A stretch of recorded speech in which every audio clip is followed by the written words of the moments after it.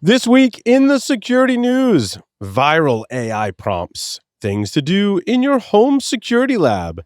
I can open your garage door via Wi-Fi nonetheless. They call me DKnife. Beyondtrust RCE, cool AI device, robots need your body. Meta is just full of scams, phishing, and malware. Claude Opus 4.6 found more than 500 high-severity vulnerabilities in open-source software. Arista next-gen firewalls and command injection even. Secure boot updates, the remote code execution that AMD won't fix, and perhaps why they took the article down that disclosed it. End of support means get it off the network and accidentally giving away $44 billion of Bitcoin. All that and more on this episode of Paul's Security Weekly. This is a Security Weekly production for security professionals by security professionals. Please visit securityweekly.com/subscribe to subscribe to all the shows on our network.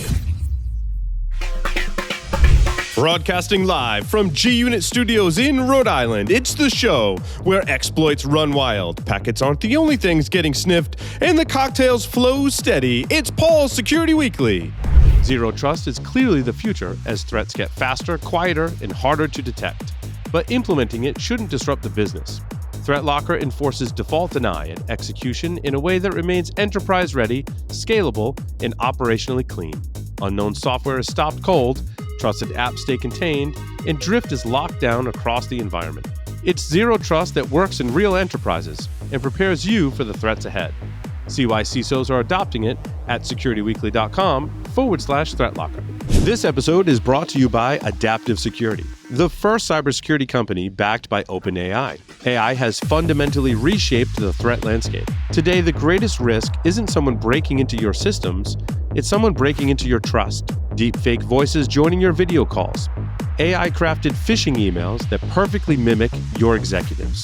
Even synthetic job applicants entering through the front door. Adaptive Security is designed to counter these new realities. The company delivers real-time attack simulations that show security teams exactly what modern AI-driven threats look and sound like, and prepares them to respond effectively. Learn more at securityweekly.com/adaptive. Coming to you from the Hacker Syndicate Studios, this is Paul's Security Weekly. It's episode number 913, being recorded on Wednesday, February 11th, 2026. I am your host, Paul Asadorian, joined remotely by Mr. Josh Marpet. Josh, welcome. Oh, Josh is on mute. I'm sorry. Hey, how you doing? Pleasure seeing you from Dallas. Yes, nice of you to join us from Dallas, even. Mr. Sam Bound is here with us. Sam, welcome. Hello, I'm in San Francisco as usual. Very nice, very nice. Couple announcements before we dig into it. Security Weekly listeners can save $100 on their RSAC 2026 All Access Pass. RSAC 2026 conference will take place March 23rd through the 26th in San Francisco. Register using the discount code by visiting securityweekly.com/RSAC26. Use the code 56U5SecWeekly. Hope to see you there. I don't think I'll be at RSA this year, but planning for conference in April. We'll see. Let's see. Next announcement. Most security conferences talk about threats. Zero Trust World lets you attack them. From March 4th through the 6th, 2026, in Orlando, Florida, this hands-on cybersecurity event features live hacking labs where you break real environments, think like an adversary, and learn how attacks really work. You'll also get expert sessions, real-world case studies, CPE credits, and networking with top practitioners. And yes, the Security Weekly team, or at least some of us, will be there too. Don't miss it. Register today at securityweekly.com/ZTW. ZTW is all in caps in that one. I don't know if that would make a difference, but depends on how they configured it. Alrighty. Where do you want to start with the news? Oh, let's start with a story that we didn't have in the opening and talk about the El Paso airport threatening to shut it down for 10 days. But really, it was just a day. Like, just kidding. Just, I don't know how long. Like 2 hours, basically. Was it? Because I thought I saw it in the news this morning, right? Yeah, it was closed at like 7-ish this morning, and then it was done by 10-ish or so. So, a few hours at most. And I'm in Dallas, so everybody around here was like, I mean, we're 600 miles away, but they were like, what is going on? Yeah. So they, the first story that we got was that it was cartel drones coming over the border, and so they couldn't guarantee the safety. And what was interesting was that was actually not totally undealing with, because the NOTAM, the notice of stay down, was for civilian and military planes. Even the military planes weren't getting off the ground. So it was definitely interesting that they grounded. Everybody was like, oh, it's for military. I'm like, are we invading Mexico? What's going on? No, even the military planes were grounded. So then a few hours later, they said, oh, it was a cartel drone. It's gone. It's no big deal. And then, Sam, what did you find? What did you hear about this? The latest thing says that they were testing a laser weapon by shooting down a party balloon. That doesn't, they would have, it literally came out 30 minutes before. There are recorded conversations of a pilot going, air traffic control, what's going on? Air traffic control is like, we don't know, but in 30 minutes, we are shut down for 10 days. So either get on the ground or go away. Yep. Wow. That's why, I don't believe any of this. I think I was saying before we started, I think we have to wait a few days before anything resembling the truth will come out. Yeah. Well, it's interesting. Either land now or go away. But go away, where am I in range with the fuel that I have left that I can go land? Maybe Dallas, if I have enough fuel. If not, it's going to be wherever I run out of fuel. It's where I'm going to land. Yeah. Or crash, one of the two. Crash landing. What was that joke? How fast do you think the ambulance is going to get to where we crash? We'll get there first. Yep. Yeah. Certainly. Scary, man, though. I mean, because they didn't just ground commercial air. They shut down the airspace, right? And they said, we'll shoot you down if you go on the airspace, making you think that something really, really important and dangerous was going on there. I think the only time that's ever happened across the nation is September 11th. That's the airspace, last time it happened. Yeah.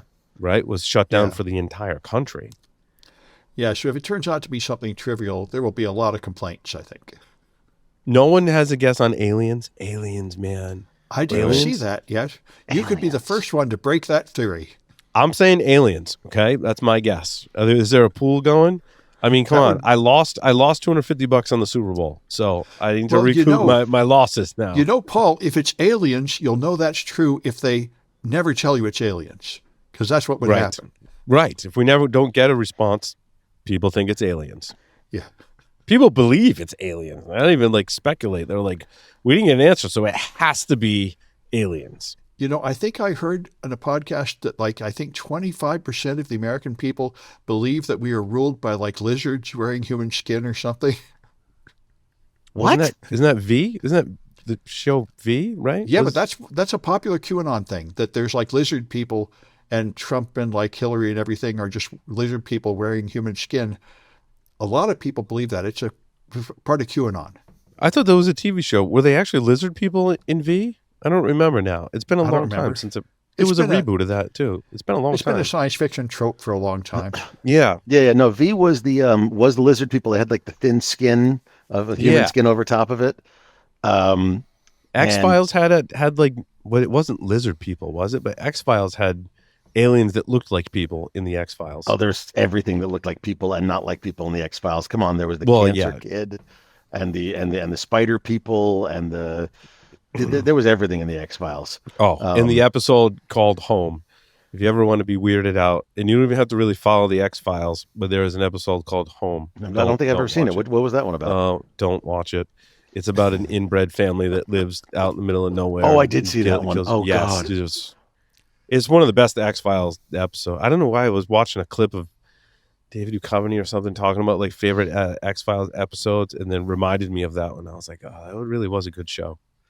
This is awesome. Anyway. By the way, off topic, but on the chat, I just got invited to go out to a DC 214 meeting tonight at Nice. Encore Family Karaoke, which is apparently Korean barbecue. I'm there. There you go. Yeah. So after the show, I'm out of here for Korean barbecue and some karaoke. I love with it. some hackers. Love it. Love it. Anyway, so I guess we don't know what happened. Not yet. We'll find out the next few days, I'm hoping. Yeah. I really wanted to talk about one of your stories, Sam, that Meta is just full of scams, phishing, and malware. And this has been this is not just coming out of the blue. When I read this headline, I was like my brain instantly sparks started flying. I'm like, there's been stuff that happened in the past that we've talked about on the show, and there's what I observed today on Meta properties like Facebook and Instagram, where I'm just like, this whole and then there's the book by Cory Doctorow, The Inshittification. Oh, yeah. Pardon my French, but that's the name of the book. I'm like, all this kind of leads up to. So I didn't read your article, but man, is there a lot of evidence that points to this, including some of my own observations. But Sam, go ahead. No, I didn't really read it. I just skimmed it because the headline was obviously true to me, because I've seen this on everywhere I go, that the ads are all for gambling sites, cryptocurrency, or other really scammy things. That's who's paying for things these days. It's not just that, though. I mean, because the ads are also legitimate companies. Like, you'll see a Carhartt stock blowout, 80 to 90% off, everything $6.99. And you're like, oh my God, Carhartt clothes are expensive and they're durable. And I'm suburban dad. I do that. And so, all right, I'll go buy something. I'll go buy a pair of jeans. $6.99. That's awesome. Yeah, it's bullshit. Okay. It's just Temu or something or some other company. No, it's not. It's just total scam. It's a total scam. It's a total scam. You're not going to get Chinesium. You're getting nothing. Interesting. Yeah. So it was like sometimes it's like a knockoff website that's selling the clothing. And maybe you get the clothing. It's a knockoff website, but they're stealing all of the original ads, pictures, videos, everything. You have to look at in the in-phone browser. You have to look at the URL at the top and realize, why is that a randomized URL? Oh, this is a scam.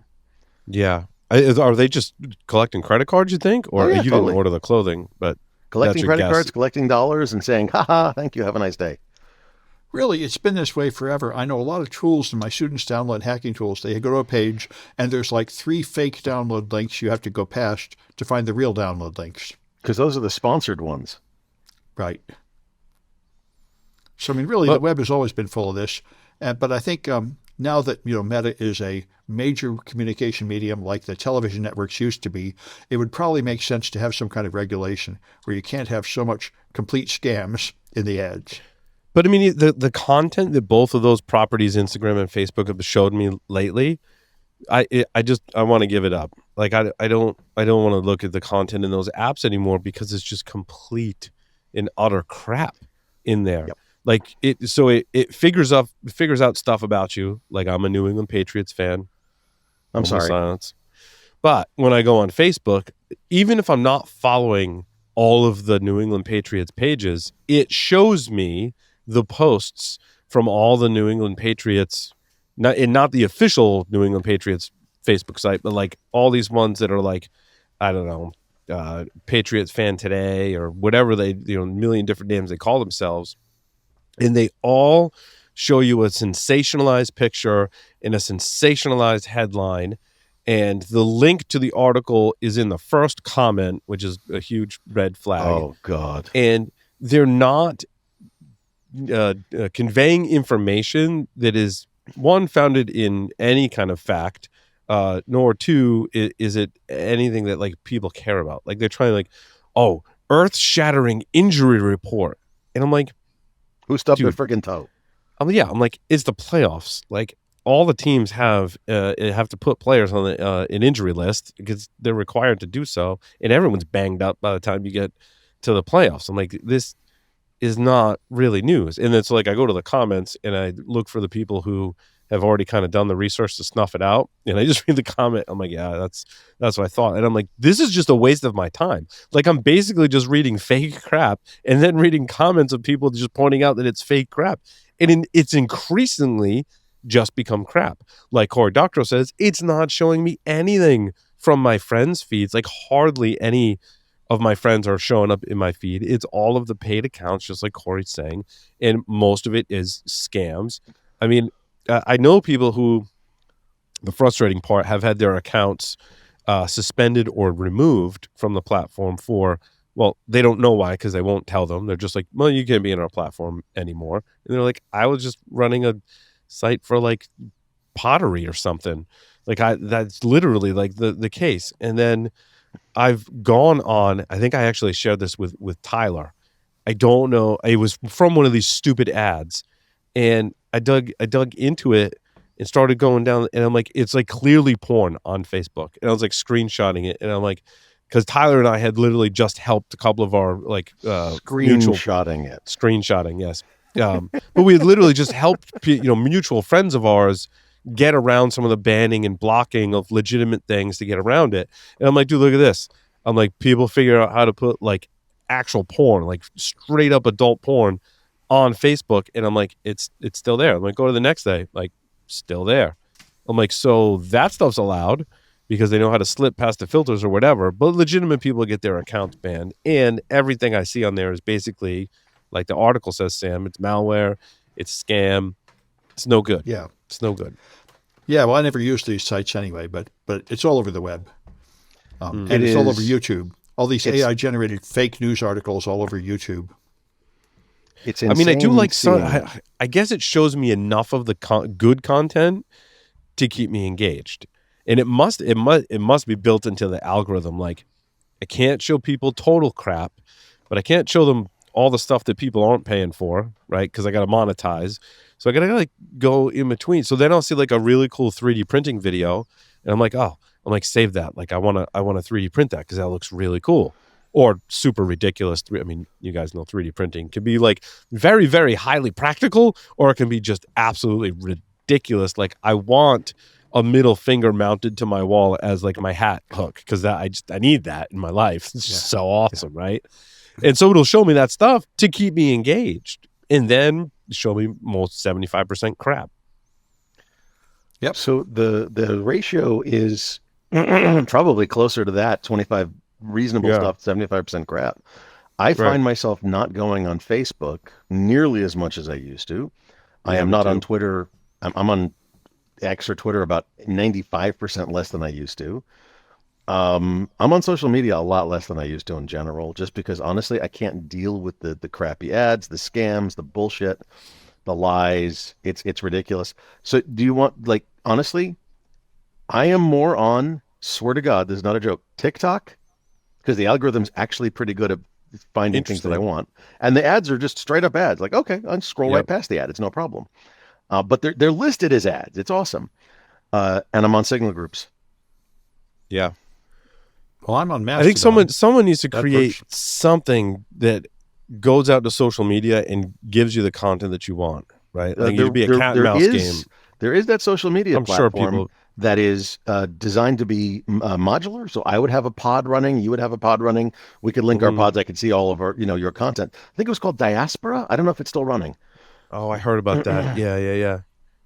Yeah. I because again, there is some good content. I mean, I actually learned some good stuff. One time the algorithm got me on like people that post like Windows hacks, and I was like, actually, some of these are stuff that I would use in my day job. And by hacks, I mean like performance tuning, tweaking the interface, how to install Windows without a Microsoft account, like the kind of stuff that we'd be into. I'm like, that actually, and I have to troubleshoot my kids' PCs. My 3 kids have handheld gaming PCs, Asus and MSI devices, so I have to maintain them. So I'm constantly going in and tweaking them, and I'm like, these videos actually give me some, because I'm not you guys know I'm not like a Windows guy, but like the stuff they're showing me, like, oh, I could use that. Like, that's cool. So we need to be able to extract the good stuff from it. Yeah, and that's the problem is you're going to trust an AI to do extraction of quality content versus crap content? Yeah. I mean, maybe in a year or two, but not yet. Unless there's an open clause skill, in which case, of course. AI's come a long way, though, dude. So the next article we got to talk about now that you mentioned AI is, do you guys believe this, first of all? Claude Opus 4.6. So this comes right from Anthropic's website in their post titled 0 Days. Claude Opus 4.6 can find meaningful 0-day vulnerabilities in well-tested code bases, even without specialized scaffolding. Our results show that the language models can add real value on top of existing discovery tools. The safeguards work we describe above is essential to managing the dual risk use this creates, which is what we talked about running Claude code locally. That's what Anthropic says. Now, I don't know. I've talked to some people and they're like, actually 4.6 is pretty amazing. It's actually been better than 4.5 in terms of security tasks for reverse engineering, fuzzing, and vulnerability discovery. In fact, many in the security research community are relying heavily now on Claude Code. Going back even to my article with Matt Brown, created the IoT Hackbot, which is a collection of Claude Code skills for IoT pen testing. So Matt's doubling down on using Claude. I haven't tested his stuff yet, but so let's speculate. Assume that Claude is able to find 0 days and bad shit, right? Okay, cool. That's fine. That's totally fine. I'm good with that. I mean, and if it is, that's kind of cool. What does that mean? For the humans that go do bug bounties, what does that mean for the companies that build IoT devices or any kind of devices? What does that mean for the environment and the ecosystem? I'm really curious what you think. Well, I think it just means that you need to have an AI-powered vuln scanner before you release your product, the way you fuzz test it. Okay. They need to make a commercial product that does this test, so you fix that stuff before you ship. Otherwise, the bad guys are going to find it pretty fast.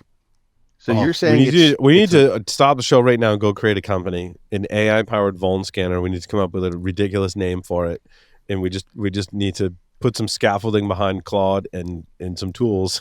And well, here's the thing: what's it going to do to bug bounty companies? Well, it's interesting. I see where you're going. I think Josh and you both mentioned this, right? If I am a company and I implement a bug bounty program, why would I pay out a bug bounty if I could acquire said AI tools, run them against my stuff, and automate that process? Yes. Why would I do that? You only pay a bounty for things that it doesn't find. Right. I mean, I would run it against my own stuff, right. and then anything that is left, that's a legitimate bounty target. Is that what you're saying? That's right. Yeah, okay, that's right. That's valid. I honestly, and if you've customized Claude or customized whatever to be even better than the one that I'm running, then you'll find more stuff. Right. And somebody's going to add this to vuln scanners. They're all adding AI to it. So it just means, as always, the next generation of vuln scanners will find more stuff, and the attacks will have to get more sophisticated, like they always do. Okay, Sam, I've got a really triggering question here for you. An AI-powered vuln scanner is an automated pen test, yes or no? Well, I'd say it could be. Because the important part of the pen test is communicating with the humans in a way that convinces them to improve their security. And that's not a good job for an AI. Really? They write better than most people I know. They're not persuasive. In fact, there's an article better English, not better reports. But there was a test recently to test if you use an AI for a doctor.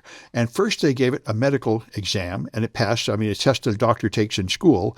And then they gave it a list of symptoms written by a doctor, and it's accurate 97% of the time. But when you have it actually talk to a human patient, it only gets it right 30% of the time, because a human patient doesn't list to you all the relevant symptoms. They say, gee, my back hurts and I have a headache. And you're supposed to ask questions to draw out of them the information you need to narrow it down. And an AI can't do that back and forth conversation with a human effectively. Why not? Because we don't have the AI chip that goes in your brain yet. No, because the AIs don't know what they're saying and they don't understand the answer. All they do is repeat memorized phrases that they found on the internet that appear to be appropriate in context, but they don't actually form a theory and then test the theory by asking intelligent questions, because AIs cannot think and they don't understand what they're doing. They're just cheating on the Turing test. They're just saying something. Yeah. Stop. Yeah. Because what you said is really important. I want to hit on that really for a second. Yeah. So AIs are not giving you the most correct answer. They're giving you the most popular answer. Exactly. Yes. Okay. Just like that game show where you try to guess the most popular. So they just give you an answer. They basically average together 10 web pages that you would have found with a Google search and give you the most popular answer they find there without understanding anything. So you tell them you have a headache, they'll talk about aspirin, but they won't think, gee, that could be a tumor, or it could be a blood flow problem, or this, and then I'll ask a penetrating question to decide which of those three it is. They don't think that way. They don't That's why think, they can't and you're replace right, humans. but you could program them to follow a chain of symptoms to a logical cause. Except that maybe you could, but it would figure out that on the internet that it's not a tumor and maybe repeat that. It's not but lupus. maybe no. But see, you can't. I don't think so. Remember, you can't really program an AI. You could write a Python program to do that, but AIs, you just have to train them. And the current method is to add randomness to the output to make it look more like a human. It's that's the problem. But that's what they're focusing on right now. But if they focused on, if the AI companies focused on bringing a stateful AI to the market, that would be able to use circumstances around the encounter it's in right at the moment, and used its power of query of the human. I'm focusing on the medical thing just for a minute because it's a convenient example and it's a good one. To extract the information from the human that is necessary to perform a full root cause analysis, because that's what we're talking about. That's what a diagnosis is a root cause analysis. If they have AIs that can do that, then maybe they could replace humans, but I don't think they're anywhere near that. Anthropic is trying to develop these reasoning AIs, and some of the engineers are quitting, saying, I'm just making an AI that's going to replace me, or that this AI is equal to a human and deserves human rights now or something, and what we're doing is unethical. But I think that's all garbage. I don't think the current generation of reasoning models do real reasoning at all. I think they just do pattern matching like we've been describing. Okay, what is the difference? I'm sorry, I know I'm hijacking, but this is really cool. What is the difference between pattern matching in a stateful environment and reasoning to come to a conclusion? Well, reasoning involves actually understanding what you're accomplishing, understanding what the goal is, and understanding the steps that take you there. Good. And I think, or better yet, I'm not creating new steps to get there. Yeah, and I think AIs can only echo what they saw in the training data. They can't really invent anything new that makes any sense. Yeah, so they can blend stuff together based on the inputs that you give it, but it doesn't. So, for example, I tried to guide Claude Code to create a ROP chain. Now, I think I can get there with some better source data that I have, but the source data that I was feeding it, I don't know if I talked about this last week, right? I had an x86 ROP chain, and I wanted an ARM32 based ROP chain. Claude, based on my inputs. So ROP chain is a high level. I'm manipulating memory addresses of where I'm jumping to get around things like no stack execution or memory protection. So I'm basically jumping around in memory to ultimately jump into code that I execute versus being blocked by a memory protection. Not sledding your way to heaven. Got it. Okay. Yeah. So there's more to it than that. I know, but I like that one. Yeah. Okay, good. But it's also very challenging. So like, I'm not the world's foremost exploit writer, right? I know enough to kind of understand things. When it comes to like straight memory corruption, when I was talking with my coworkers, they're like, it's actually a really hard problem. Like it's doable, but it takes, I think they were estimating like weeks for a security researcher to maybe go figure that out, right? But then I found some better data. So I did find like an ARM32 ROP chain. And I was like, oh, well, if I gave it that, it would have a better starting point. And basically, it was what it was doing before that I think you could do better was creating a fuzzer, right? Because like it knows this is the valid one for this target, but now I've got a different target, and I could even give it the binary that it can analyze to figure out, some of the memory locations, and then it could basically fuzz its way to go do that with better inputs. But it's not able to just go, oh, I can create one of those for you. Didn't replace the human in that environment. So, Sam, I'll back you up on that. Yeah. That's the but thing. it is getting better. But again, tool. it depends on the inputs too, right? The better inputs you give it, the better outputs. I mean, it's just garbage in, garbage out, right? So if you don't give it anything and you leave it up to it, it's going to try and go find something, and then it's going to base the answer on whatever it found. Sometimes it does better than others, but... Yeah, it's a new powerful tool that we need to learn how to use, but it's not replacing a human because it doesn't understand anything it's doing. True. But apparently it's good at finding vulnerabilities. I'm going to go back to it's got some great source data to base that on. Well, also, when I read another article about this When I read an article about this Opus stuff, they said they needed a lot of human intervention to guide it. And they led it through the usual steps. First, it would fuzz. Then it would look at the patches and reverse engineer the patches to see if the patch didn't thoroughly fax the vuln. And then it would just look for uses of dangerous functions like stir. And so it did pretty much the same thing a human did with a lot of human input and guidance. Right. Well, I think it's still better than just straight up pattern matching. Because we have straight up pattern matching for code, right? Like SemGrep and all those tools. Sure. Yeah. If those two, if pattern matching just worked, we'd be golden, but it doesn't. That's the problem. Oh, I think it basically is pattern matching that can handle somewhat more complex patterns. That's essentially what it's doing. So it's like the next generation of SemGrep with a bigger context window. Yeah. But giving it both sides, I think, also helps tremendously. So they're not just giving it, here's what vulnerabilities look like. They're like, here's the source code, right? And so if you train it like that, it can go into the source code and go, I think the vulnerability's here. Let me go try to write an exploit here, right? That's right. Go find code that looks like this, a form of pattern matching. Yeah. Well, and that's the thing. Between Shutdown and some other things, there are tools out there that it can utilize to find whatever it wants. And so I mean, the fact is that look, we've been talking about Claude Code with the front end skill, writing websites, and but that's because it found a tutorial on how to use Ghidra, and was like, oh, I can help you with that, and it's just kind of regurgitating what's in the tutorial, which is not that. I mean, if you're new to reverse engineering, that's something a human would do, right? So it can help automate some of it and get you down a path. Not that it might give you the ultimate goal, but maybe get you closer. But sometimes it also takes you further away. Like I reached a point where I was like, this is going in the wrong direction. I need to stop. And then I ran out of time. But when I come back to it, I'm like, I'm going to start fresh and give it a different, like guide it down a different path with better inputs. Right. So I forgot to put this in as a story. Does anybody have dclaude.io as one of the stories? No. Oh, have you seen that? Go to dclaude.io, dclawed.io. Who is it? Not CrowdStrike. Security Scorecard has been scanning for vulnerable Claude or OpenClaw implementations on the internet, and it's horrifying.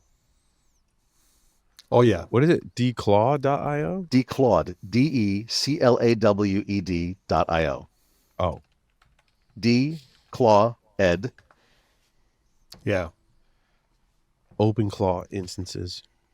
Wow. Yeah, these are the ones that are just because people just turning it on and connecting it to the internet open so anybody can use it, as you'd expect. I saw an article about this last week. A lot of people are just turning this on without really understanding what they're doing. And this means anybody has code execution on their box. And it's not that they're deliberately doing it open. When you start it, apparently, I don't know this for a fact, apparently it binds to 0000 with a specific port, 18 something or other. And so if you just run it without locking it down, you're making yourself very, very, very vulnerable. Although most of us are behind a layer of NAT that would help. But anyway, apparently a lot of people aren't. Well, at least 157,000 as of currently. Yeah, that's about right. Well, this is just like many other things that people just turn on without understanding. And then they get hacked and they will get wise up, I suppose.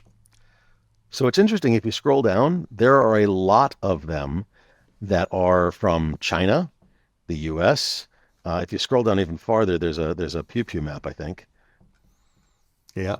Yep, and China and the U.S. are the big ones, although I think that's Korea is the orange bubble down there. Yeah, that's a fun page. I thought you two would like it. Oh, yeah. And then it would be nice to sort of have a timeline of how long before they get hacked and how long before they get taken down or patched. So it's at the bottom of at the top of the page, at the bottom of it, it tells you how many they're finding. It's finding 817 new ones every hour. Yeah. Well, I'm it's just waiting still for threat actors to weaponize this, create a botnet out of it. Absolutely. It's probably already happening. I would imagine, right? And one thing you could do is you could get free LLM service by using these guys' LLMs. That's clever. You could use- spread the use- load across all 157,000 and have a really awesome LLM, and your power you bill use would their be tokens. pretty minimal. Yeah. Use their tokens, use their power. That's what a Yeah. botnet's for, baby. Mhm. Yep. Oh, I just thought you were going to kick out of that one. Oh, yeah.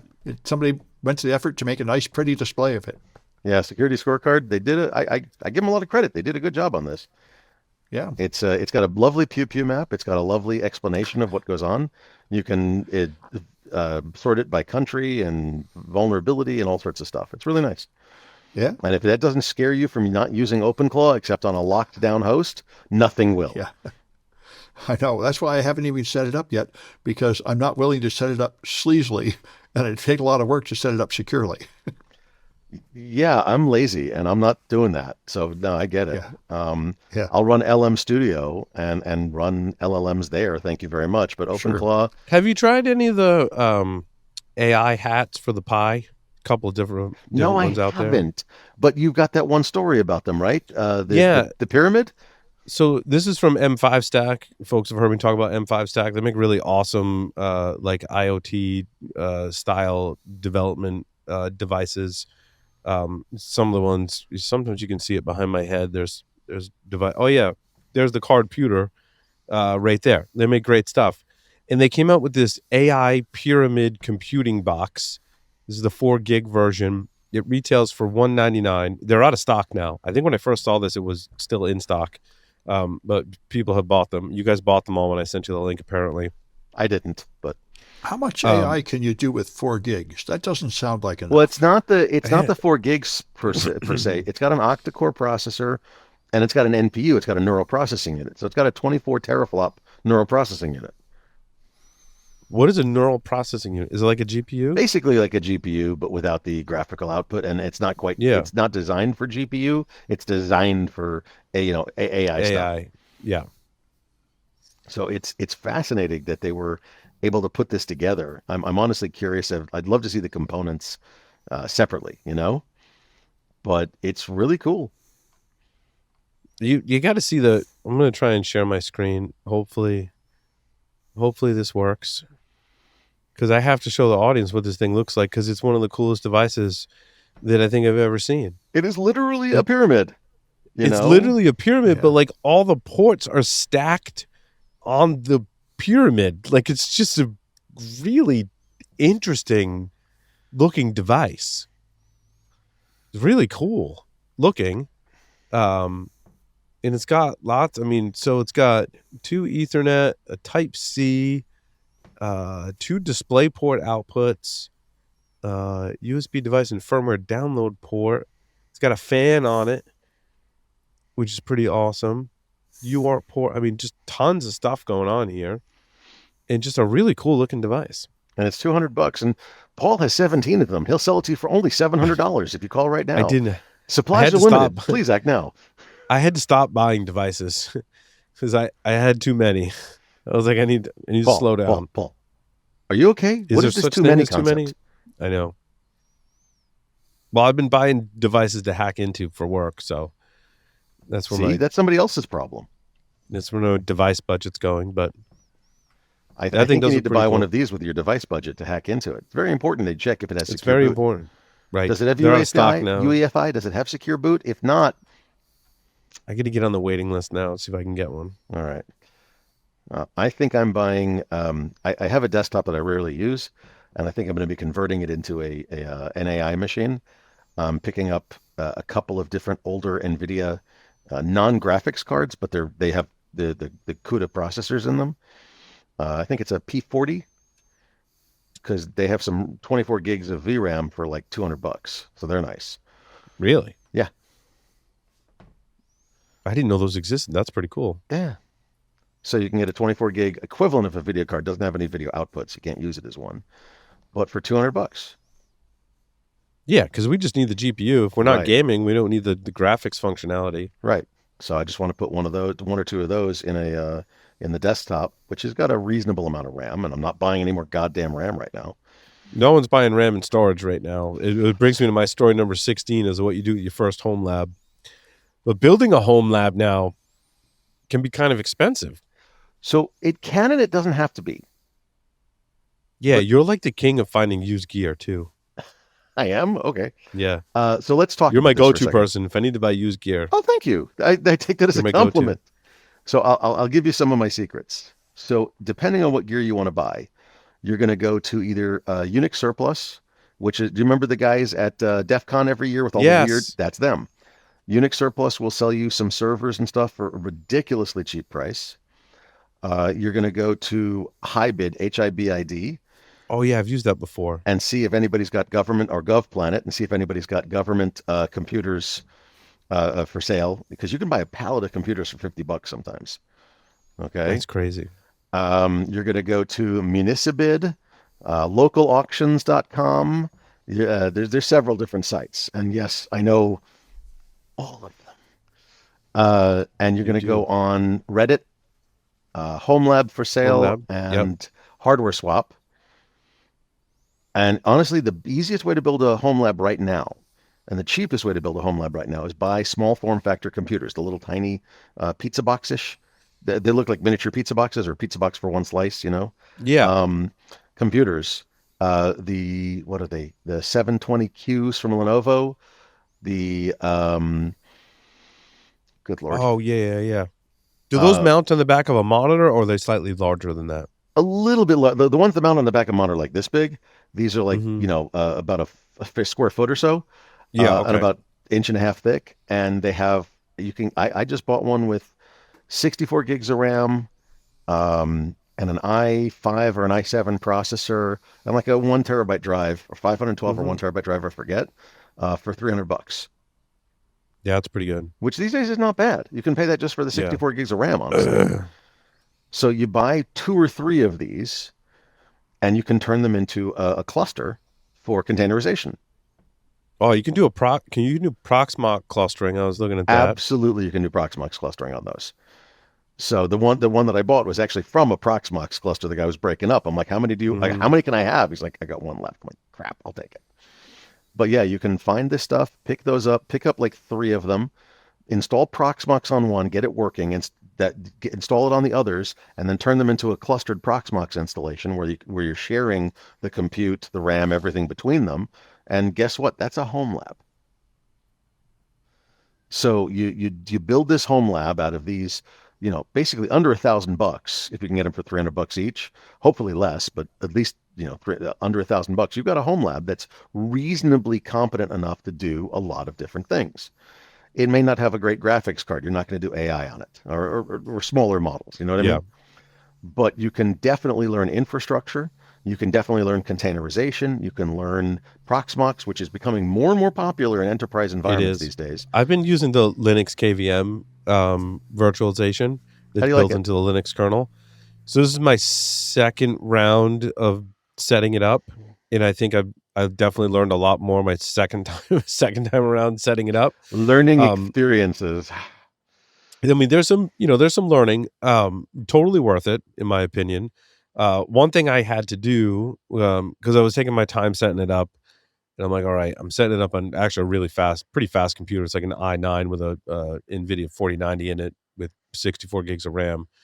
And it was like, check these things to make sure that your kernel has the right modules, and check these things to make sure that the virtualization is turned on in your CPU. Yeah. And lo and behold, it wasn't turned on in my CPU. So I had to like physically go to the system, dig around in the BIOS, and I'm like, oh yeah, the virtualization. I forget what it's called. What is that called? VTX VTX? Yeah. Yeah. It wasn't turned on in the BIOS. I turned it on in the BIOS. Everything checked out. I started putting my virtual machines on it, and I'm like, this is really fast. Like super fast, because it's again using the virtualization layer in the CPU, native inside the Linux kernel. Amazing how fast I was able to spin things up, and so I highly recommend that for your home lab. This article in Black Hills was what to do with your first home lab, so I was like, definitely take a look at that. I think Proxmox is a great recommendation. Linux as well. KVM is also very good, and QEMU. And any of those, the one reason I'm going to push Proxmox over the Linux KVM, and I'm not trying to be a dick, but the one reason is that because Proxmox you can buy commercial support for it, so it is very possible for companies and enterprises to use it. Therefore, if you learn that, it'll help you with jobs. That's all. Okay. Right. Agreed. But I got to tell you that if you learn any flavor of Linux with that home lab, and if you learn any flavor of virtualization, and if it's the skills are transferable, okay? Yep. And if you do anything with it on the infrastructure basis, that's a good job, okay? If you do anything with it on the software basis, adding to an open source tool, building an open source tool, dear God, go to meetings around you and talk to people and find out what they're having problems with and being frustrated by. Build them a tool to fix it. I don't care if it's the smallest thing in the world. Build them a tool to fix it, get 5 people to use it. You are now an open source developer. Yeah. So this article was what to do with your first home lab. There wasn't a lot of detail or meat there. So I kind of took the liberties to say, like, well, what I would recommend you do with your lab. I think find vulnerabilities in anything that runs firmware in your lab, reverse it, look for bugs, and then test it on your live gear. If there's one thing that you can get cheap or sometimes free, is a bunch of IoT devices or even enterprise firewalls. Ask me how I know. Went on a little shopping spree on eBay. It turns out for on average, I was trying to stay in the sub $100 range to start building out my lab. And I found on eBay, and I'm not sure if the companies are going to be thrilled to realize this. I'm sure they realize it, right? But I could find Palo Alto, Fortinet, Avanti, tons of Cisco stuff on there as well. Sub $100. Now, you got to make which hardware are you getting, right? It depends. You want something really old, it's going to be a lot cheaper, but you're not going to get the latest firmware to run it. Nor are you going to get the latest firmware because you need a support contract in order to download the firmware from all of these companies today. But that device that you're getting will come, hopefully, with, unless it's broken, but will come with some kind of firmware on it of some version that might be vulnerable to a bunch of stuff that you can test out in your lab. So I think I spent less than $200 and got 3 devices to test with. And I'm like, that's pretty cool. So you should do that. And then you can get the firmware and you can look for bugs. Again, finding the firmware is, I'll tell you after the show, the stuff I found about finding the firmware. Well, apparently I'm not sure. Fortinet has to know about this. And this came from an LLM. I was just asking the LLM about firmware. I'm like, what policies changed? How do people get it? Which ones do you have to pay for? How much is the support contract? I'm just curious how this process works. And it was like, I think it was Perplexity was like, by the way, there's a Russian website where you can go download all the firmware. I'm like, nuh-uh. And I'm like, I don't really want to go to this website. Open it up like a VM. And because, and I'm probably ratting out this Russian website, but I won't say what the website, you could find it. Again, it came to me in an LLM response. It's not like I got it from a super secret Telegram channel or something. They set up a website because they're like, look, due to sanctions, Russian companies can't get Fortinet firmware or support contracts because of sanctions. So somehow Russians built an entire database of, my estimation, pretty much every single piece of Fortinet firmware in existence purportedly exists on this site. Now they're like, in order to get it, you got to register for an account. So throwaway email, blah, blah, blah. I'm like, cool. Now I got an account. And they're like, oh, you can download firmware that is 6 months old, up to 6 months old. After that, then you have to pay us for the firmware. I'm like, wait, what? I'm like, really? That sounds like Fortinet would be very mad about that. But again, it's hosted in Russia. Again, the response came from an I gotta imagine Fortinet knows about it. If they didn't, they probably know now after someone from Fortinet is listening to this podcast going, what? If you're curious, I can tell you the URL. You can figure it out on your own. If you want to contact me, more than happy. Because that's just, I mean, the fact that they're charging for it is obviously bad. They can't do anything about it if it's in Russia, I think. Probably not, yeah.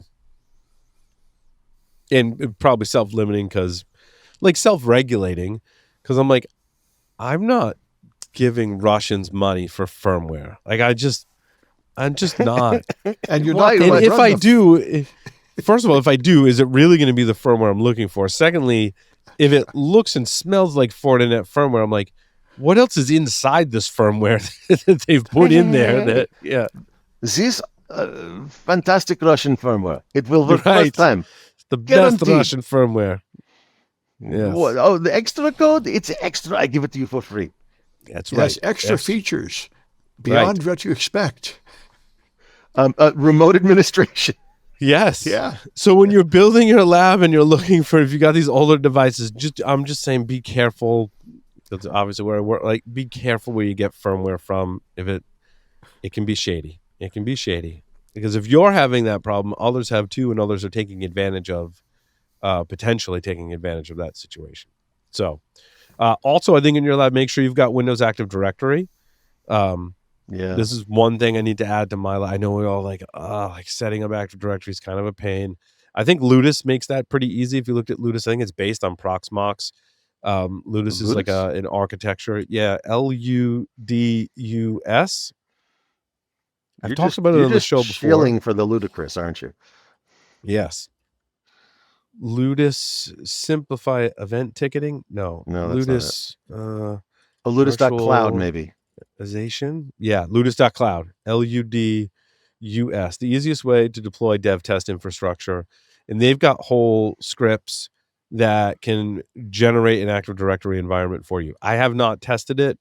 We've covered it on the show a couple of times. It's a YAML-based architecture, kind of similar to Vagrant and other similar technologies, where you define like, hey, this is the environment that I want, and it goes and builds it. And I believe it's using Proxmox and probably other technologies, certainly on the back end. So is Ludus a hypervisor or it's an image deployment tool? I think it's a deployment tool Okay. built on. What is it built on? I think it's built on Proxmox, from what I remember. I started digging into it, and I haven't stood it up yet. But certainly, it's on my short list of things to do. All right, and there's an open source version. It's community, $0. It's command line based. If you get the enterprise version, it's there's a web UI. Oh, I see the web UI there, like dragging, dropping, and making connections and stuff like that. Yeah, so you can like build stuff really fast. That's kind of cool. Well, that's pretty neat. The fact that they have an open source version with CLI, I am totally respectful of. That is legit. Right? It's pretty awesome. So, I mean, that's one way there's a lot of ways to stand up Active Directory. That's just one. Mm-hmm. Also, give yourself some web applications, and then you can use the free Burp Suite to go find vulnerabilities in there. There's a million ways to. In fact, I've done this, but several iterations of this. One I built in containers. So I stood up a bunch of vulnerable containers, some with web applications. You can do it that way. I think the Linux KVM thing is probably pretty easy to stand up, apps in actual virtual machines rather than containers. You should also build an adversary in the middle gateway. So I need to get around to releasing my code. I think I talked about this on the show, but and it's not really code. It's really just a script that helps you build and manage basically the adversary in the middle box, right? So I took a Kali Linux box and I vibe coded a shell script, a set of shell scripts and some Python too, that lets you set it up as a gateway, right? So it does all the Linux configuration. All the traffic can flow through it. It does DNS, DHCP, and then it implements all the man in the middle interception tools, TCP dump. You can basically make DNS entries on the fly. So if you need to spoof a domain, you can do that. So it makes the adversary in the middle attacks very easy, but also gives you visibility. So you put all your vulnerable lab devices on one side and all their traffic goes through this box, which allows you to monitor it. So, for example, you got one of those cheap Android TV devices from Amazon. You put it behind this thing and you want to see where it's going to call out to. You could actually drop all the internet traffic, right? You could say, hey, let it flow, but don't actually route it out. So it can't talk to the internet, but you can still see the traffic. So it's just a handy script to automatically set that up for you. So you could build that, leave it as an exercise to the reader. It's a good thing to build. Hopefully I'll end up releasing my script someday. I talked about the KVM stuff on there as well. Ever feel like your network infrastructure is stuck in the past? Meet Meter, the company reimagining what it means to get and stay online. Meter delivers full-stack networking, wired, wireless, and cellular, all in one seamless, scalable, and secure solution. From hardware design and firmware to software, deployment, and support, Meter streamlines every part of your network while giving you all the control and transparency you need. Whether you're managing a branch office, retail stores, or a massive data center, Meter gives you performance, reliability, and the visibility you need to stay in control. Thanks to Meter for sponsoring. Go to securityweekly.com/meter to book a demo now. That's securityweekly.com/meter, METER. What else would you do with a home lab? Well, okay, so I'm going to totally pimp. There's another Reddit community, reddit.com/r/self-hosted. And there's tools and plans and everything to do anything from Plex and Jellyfin to running your own mail server to running just about anything, Pi-hole, anything you can imagine. They've got plans on how to do it. Not necessarily security related, but Still. I noticed with Google Photos, when I go to Google Photos, so I was at a cigar event last night and we were talking about whiskey. And I tend to take pictures of like the important whiskey or ones that I've liked or ones that I've collected that I've, bottles empty, snap a picture of it. So I keep it in my memory because I just tend to drink it. I don't, a lot of people collect it. I don't know. I'd buy like a nice bottle and then when it's gone, I'd go shopping for the next one or whatever. But I snap pictures of it and those go to my Google Photos. So I go to Google Photos and I search for whiskey. And it's like, I can't find anything. And I'm like, search for bottles, and then all my bottles of whiskey, show up. And it's got like certain filters on the Google Photos that kind of make me nervous, right? And so I want to back up all my Google Photos, but have a self-hosted, right? A self-hosted instance of what do they call that? A photo manager or whatever it is. Yeah, or it's the simulated cloud things. What is that called? Simulated cloud things? Excuse me. So you don't have the Google suite of tools, but you've got an open source version of it. There's open source versions of it. So you've got Google Drive, you've got Google Photos, but it's not. It's your like own Nextcloud and things like that? Nextcloud. Yeah, there's a name for it. Anyway. So I want one of those. And I think even on my phone, I can back up my photos to one of those instances as well. Image, have like a different Photo Prism, Ante. Yeah, there's a ton of them, right?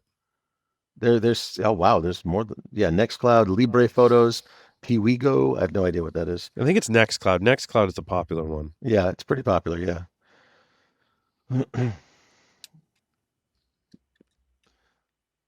Oh man, I want to be able to search whiskey in my photos. That's important. Well, I mean, it's important to some of us, but no, it is, and bottles, whatever. But it's important to be able to distinguish the fact that, look, 20 years ago, how many photos did you take with a Nokia candy bar phone? Because I know you had one. Oh, I don't know if I had one. Did I? You had a flip phone or a candy bar phone? It's weird. I can search cigars, but I can't search whiskey. Try Scotch. I can't search whiskey. I can search cigars, and I can search Scotch. Okay. Why is that? Maybe it's just being a snob. I don't know if that's a filter or... Try bourbon. Or what? Bourbon. Yeah, bourbon comes right up. Okay, so it's just being a snob. It's telling you you're spelling whiskey wrong. No, I was spelling it right.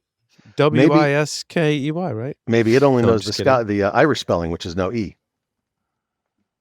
No, and whiskey's literally in some of my images, like the word whiskey, and it won't let me search for it. That's weird. Try a synonym, a more general word. Whiskey's literally a more general word for Scotch or bourbon.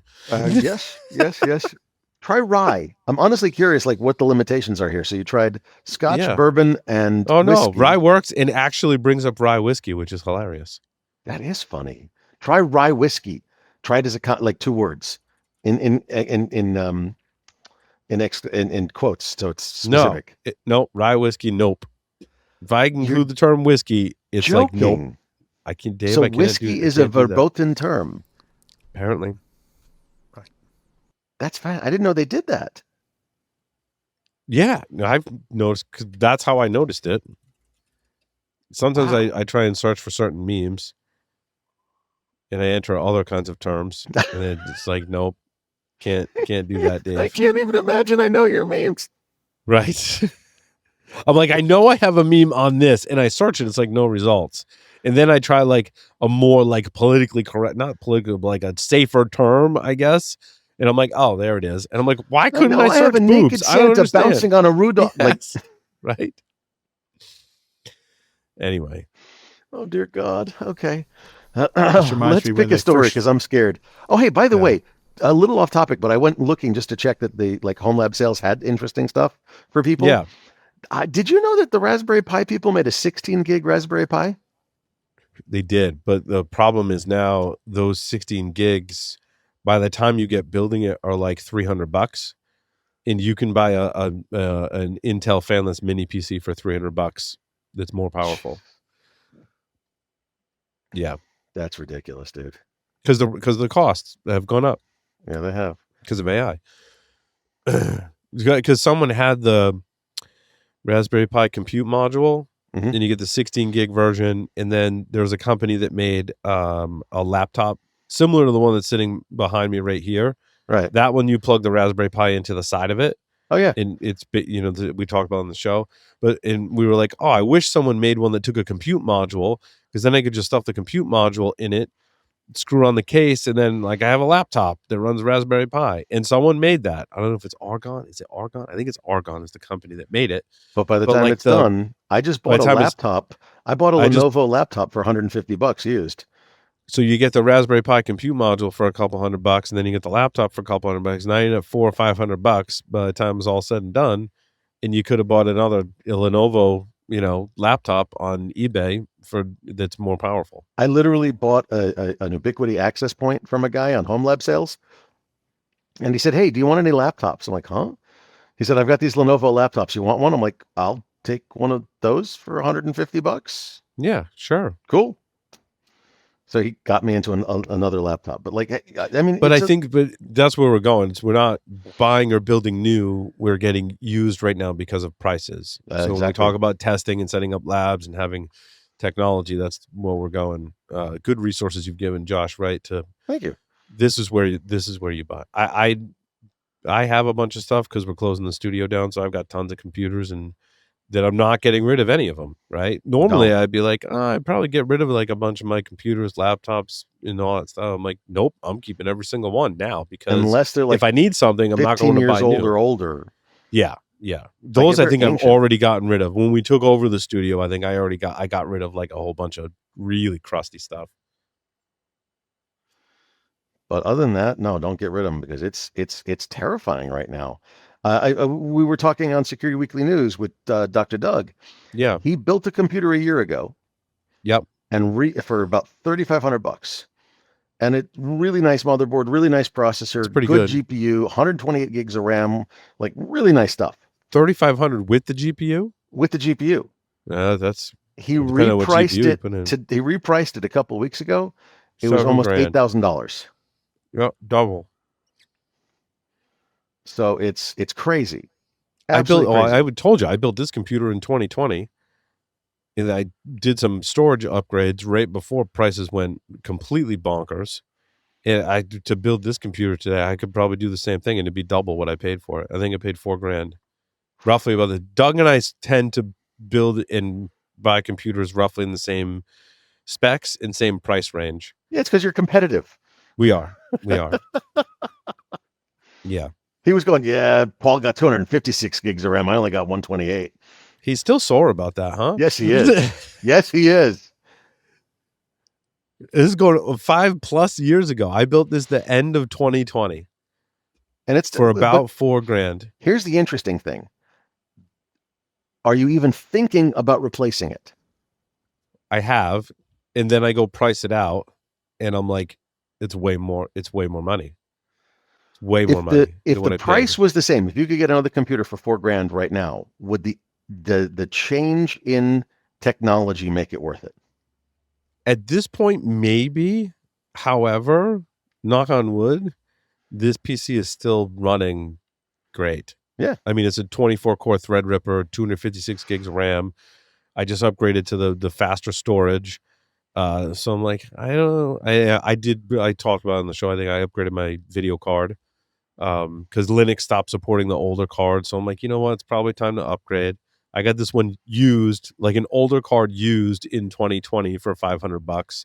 I think I bought a brand new AMD 7900 XT for like $650. That basically doubled all my speeds on my graphics card. And I'm like, yeah, now I'm probably good for quite a while. I mean, I like building computers. So the reason I look into it is because I'm like, oh, I just kind of want to. But yeah, I'm like, nope. They're expensive as fucks right now, man. That's the problem. Yeah. What was it? We talked about this weeks ago, but Crucial, Hynix, Crucial is not selling to individuals anymore. Hynix is devoting 60 to 70% of their entire production to these AI data centers. They're going to have to fill up about each data center that I've looked at has been about 1.5 to 2 million square feet of rack space. So Sam just went, what? And can you even have that much in a building? How big is the building? 1.5. The building is 1.5 to 2 million square feet of floor space. Wow. Where's this? That's everyone I've looked at. Wilmington, Delaware, South Dakota, all of them are huge. So how many city blocks is that? I don't know. A lot. But it's a lot. Like a lot. Yeah. Now, admittedly, a lot of that's going to go to generators, administration area, loading dock. You know, there's certain things you have to have. You know what I mean? But still, imagine 500,000 square feet of computers, and you have to build enough RAM to fill up all of those computers. It's a lot of RAM. It's a hell of a lot of RAM. So yeah, it's tough. They are they're having to devote a lot of production to it. I literally think that they're probably, as they build out one data center, everything's going there. As they build out another data center, everything's going there, and so on and so forth. But I'll tell you what, the world's supply of NAND flash is pretty dry right now. Oh, I want to talk about my story number 6. Make sure we cover that before we end, because I really like this one. ZDI put out a post. They discovered a vulnerability, CVE 2025-6978 in Arista next generation firewalls. Now I'm not. Wait, that was Untangle? That was Untangle. I'm not picking on Arista. That. I'm not picking on Arista here. I'm just picking on this general bug class, and they just happen to have one of these vulnerabilities. They're not the only one with an HTTP header command injection vulnerability. Because I'm like, I feel like I've seen this before. I really think that my coworker Vlad found vulnerabilities in AMI mega rack BMCs that was, I believe, an HTTP header value with a command injection in it. I'm pretty sure. And I've seen it in a lot of other places too. But I didn't realize that. I remember Untangle, right? It was the Linux open source firewall project. Apparently Arista bought the project, and that's Arista's next generation firewall. So these are Linux-based appliances that run firewalls and have vulnerabilities in the web interface. One of which is a command injection. And they're not the only ones. Not picking on Arista or Fortinet, or because they all have them. And so there's interesting differences in the vulnerability class that oftentimes we might gloss over when we're kind of responding, right? There's a memory corruption, buffer overflow kind of flaw, right? There's command injection, and then there's authentication bypass. And very, very different, right? The command injection to me, especially if it's unauthenticated, is one of the most dangerous categories. And I'll tell you why. Because it just works. Like, unlike memory corruption vulnerabilities, command injections are ubiquitous. Doesn't matter what architecture, whether it's deployed as a VM, hardware appliance, x86, ARM, doesn't matter, because the binary on the whatever script or binary on the system is running my commands for me. So it doesn't require ROP chains and bypassing ASLR and platform-specific payloads. I just get to execute commands. I don't have to worry about, like, is Python on the back end? Can I inject a Python payload and will it execute it? Is it in that version? Like, I get command injection. It's just great. Also, on these devices, the processes you're injecting into are typically running as root. So I have root level access, no need for privilege escalation exploits. Also, even if you had like a hardened Linux system with like memory protections, or maybe you wrote it in Rust and you thought you were safe, doesn't matter. The command injection is going to run. Yep. Because it's not manipulating memory. So command injections are awesome, but also super dangerous, right? So when you're prioritizing, like looking at vulnerabilities, what should I fix? What's the priority? Keep in mind, a command injection, it gives attacker a lot of flexibility over some of the other bug classes. And all LLMs have command injection vulnerabilities by design. Right.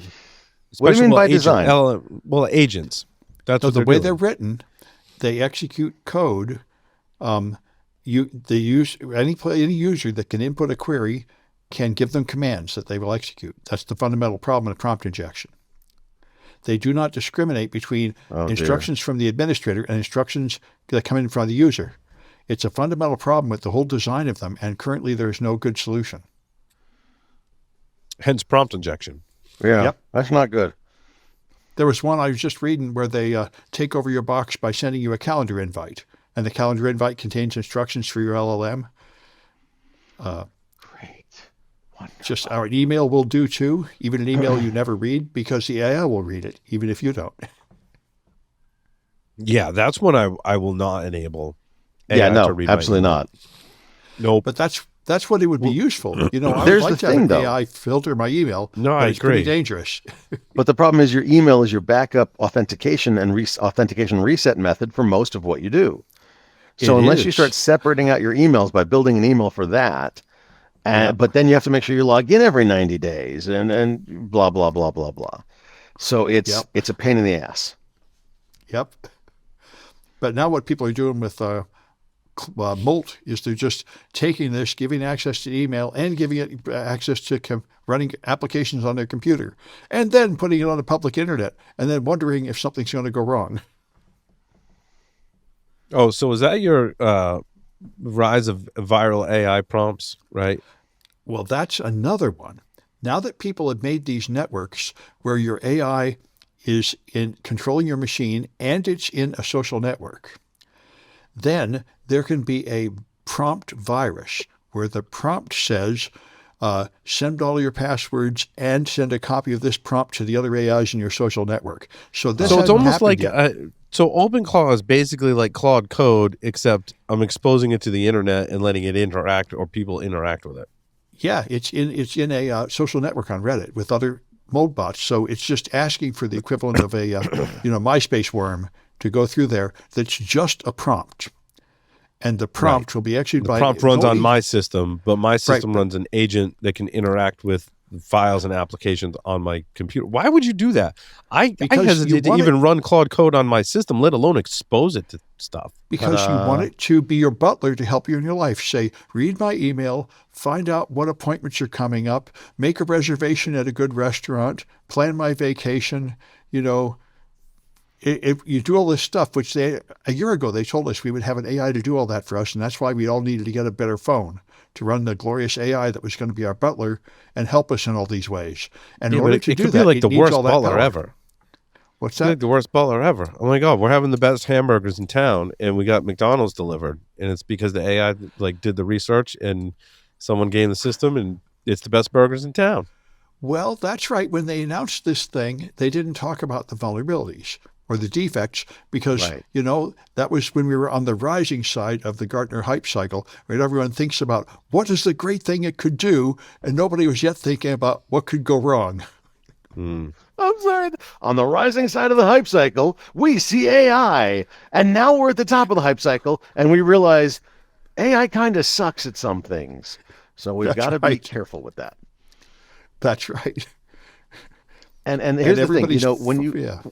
when you have an executive assistant, like a human executive assistant who are incredibly well paid, by the way, just FYI, you eventually give them trust and let them do things like read your email, handle your calendar, Absolutely. do all sorts of stuff for you, where Oh, they may yes. see embarrassing, they may see this, they may see, but you know what? You trust them.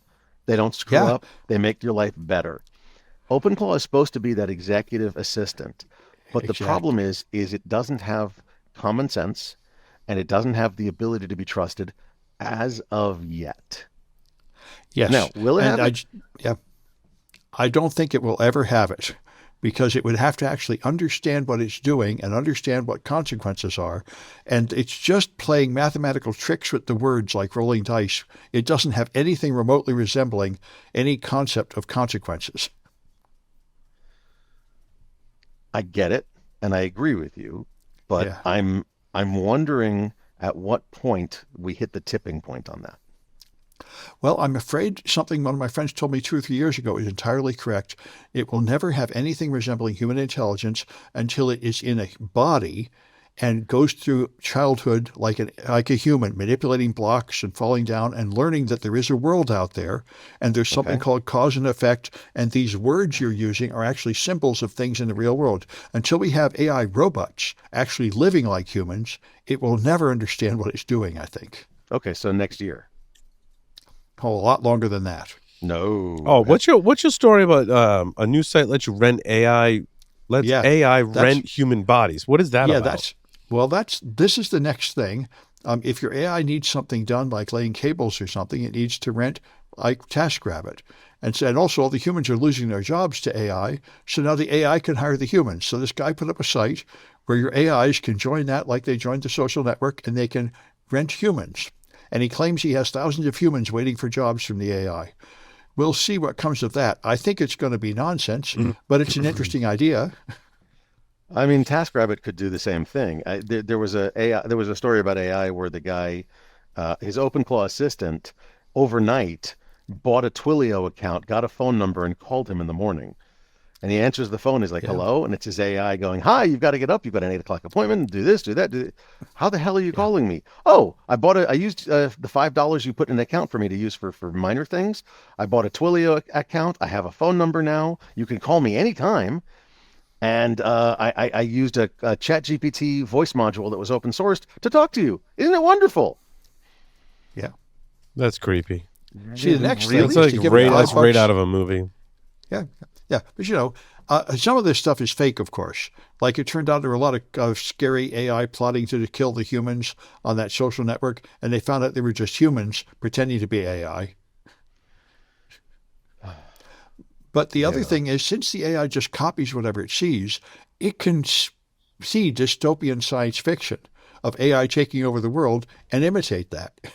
Oh God. Right. Because Oh, it God, doesn't that's understand horrifying. any difference between fiction and reality. It doesn't understand when it's telling lies. There's a really fundamental things that you need to have in order to be a human, which it doesn't have. And I saw a good video, like 8-minute long video, analyzing what's happening with all the companies that are firing their coders and using vibe coding instead.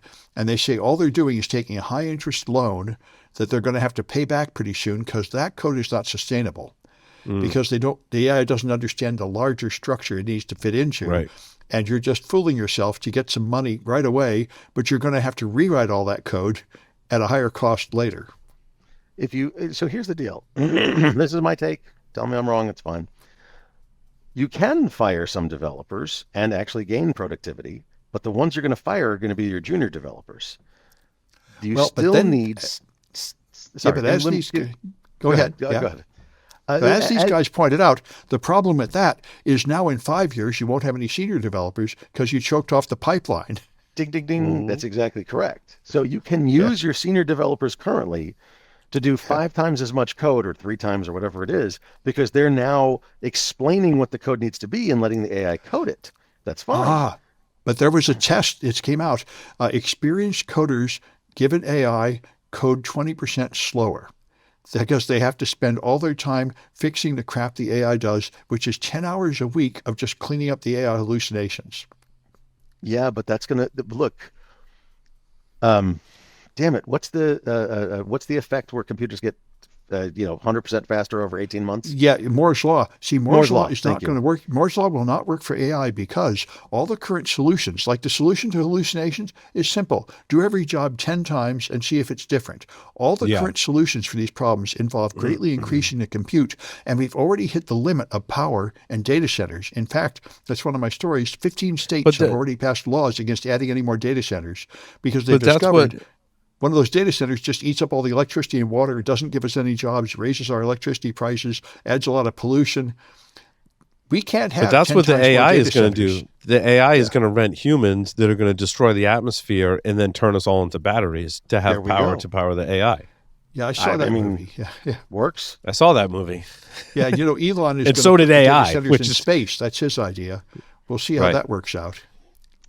Data center, and people don't get this. They're like, oh, it's cold out there. Yes, but how do the servers generate heat? How do they get rid of the heat? They have to radiate it. It is not easy to get rid of heat in space. And so, I don't know, the dark side is pretty cold. I'm not so sure that's true. Okay, so the dark side is, all of space is cold. But the part where the sun hits gets hot. So your solar panels will have heat, and then you'll have a dark side in shade, which is pretty cold. So you could have a fluid going around or something. Okay, and what are you going to do with the fluid? Just move the heat from the hot side to the dark side. Yeah, move the fluid to the colder side so the heat dissipates in the colder side. But here's the thing. The servers are continuously generating heat. Right, and the dark side can be radiating it away. Yeah, you have to radiate. It's very difficult to dissipate the huge radiators. I was asking this question actually. One of my friends that works in data center company, and I was like, liquid cooling sounds really cool because he's like one of the things they specialize in. So they submerge the entire server in mineral oil. Yeah. But I'm like, hold on. I'm like, I got a question, dude. I'm like, you can't just submerge it in the oil because the oil is going to heat up. You have to somehow cool that oil. Heat exchangers. And he's like, there's all kinds of different ways. I'm like, the way it works on the computers I build is all self-contained, right? Puts a liquid cooler on top of the CPU. Liquid goes over the CPU. When it comes out, it goes through a radiator and has fans that dissipate the heat. He's like, yeah, that's one way. That's a liquid to air heat exchanger. They probably use liquid to liquid heat exchangers. They're much more efficient, where they put the one fluid and the other fluid in plates. They never touch, but they're right next to each other through metal plates to transfer that heat. Yeah. And so the cold fluid goes back into the chiller, and the circulating fluid the mineral oil goes back into the server enclosure. Yeah. Sorry, I studied way too much of this. Hyperfocus much? Cool. Now, I haven't seen anybody consider the heat dissipation of these servers in space. The thing they've worried about is the radiation exposure ruining the chips. And that's why Tesla now bought their own particle accelerator, so they can generate the radiation on the ground and test their chips. They bought a particle accelerator? Yeah. So they can subject, I don't know, a pretty big probably. How much does that cost, by the way? I'm just curious. Well, you can make probably a lot. I want to see that person's expense report. Like, we needed to test radiation on chips, so I bought a particle accelerator. Well, here's my expense report for $5.7 million. Yeah, you need some powerful magnets and a big vacuum chamber and stuff. But they built one so they can zap the chips and try to develop chips that can survive 5 years of exposure to the radiation. Because they say if it doesn't last 5 years, it'll never be economically viable. So. SpaceX is building its Fascinating. own particle accelerator. Would you believe this crap? Yep. That actually makes sense. No, I get it. I'm just like, it's just mind-boggling. Yeah. Oh, I wanted to go back to malware and stuff for a moment. Then we can come back and talk about other like cool computer and physics stuff, which seems to be the theme, and I'm really digging it. I think it breaks things up nicely. It's fun. But I don't know if you caught I'm a huge hip hop fan, and I titled this one "They Call Me DKnife," which is a play from 90s hip hop DKnife. But so this came from Cisco's Talos intelligence, and they called it "Knife Cutting the Edge," disclosing a China Nexus gateway monitoring adversary in the middle framework. China, do you guys know China Nexus, like the roots of that? I kind of lump it into like Chinese-based threat actors, and it seems to get like different monikers and labels from different companies. It seems to be separate groups, although also from China, but separate groups from the Typhoons, like Volt Typhoon, Salt Typhoon, but they're calling it China Nexus, and I don't know if that's the same as UNC 5221 or not. Navigating these waters is very treacherous. But I think of China, and maybe I'm wrong, someone can correct me, but I think of China Nexus as Chinese nation state sponsored threat actors, right? In general. And Probably some right. of them operate with slightly different TTPs. Some of the things they have in common is they go after edge devices, which is how it comes on my radar most often. But they developed this malware, if you will, called DKnife, gateway monitoring and adversary in the middle framework made up of 7 Linux-based implants designed to run on network edge gear. Like, spoiler alert, network edge gear largely runs Linux somewhere along the path, or at least some Unix like Juno OS. I'm not sure if it's Linux or BSD or something under the covers, but they're all pretty similar. It says implant support, deep packet inspection, traffic redirection and modification, and on-device malware delivery. I'm not sure. What does that mean? On-device malware delivery. Does that mean, it's already infected the edge device with malware. Does that mean systems connecting to it or using it as a exactly what I'm gateway thinking. also get malware, on-device That's what I'm malware thinking. delivery? Well, I think says that's what AITM, adversary in the middle, right? So that might be it. And I think that I read the article in a little more detail, but I think that means like, oh, I'm getting a software update, but I'm passing through this device, and my software update's going to get redirected or switched out, and I'm going to get a software update with malware in it, perhaps. Or Android. No, it was with Android. Android, they can deliver. So it says it can hijack binary downloads and Android app updates to deliver and manage Shadowpad and Dark Nimbus backdoors. So if you're updating on Android, it can swap shit out and give you a malicious Android app, I think. It would make sense. Adversary in the middle appears to, and I'm reading the article, but it appears to me that it would be something that would say that anything that goes through, anything that connects, anything that any packet. So there's 2 different possibilities in my mind. One, if it connects, it'll throw malware at it. And 2, if I download something, it's going to inject malware into the thing you download. It says it enables transparent adversary in the middle on PCs, mobile, and IoT devices behind the edge device. It's probably if it connects, it's going to throw malware at it. It's like what was that framework developed many years ago that would hijack any software update? What was that called? Evil Gen X, I think. Evil Grade.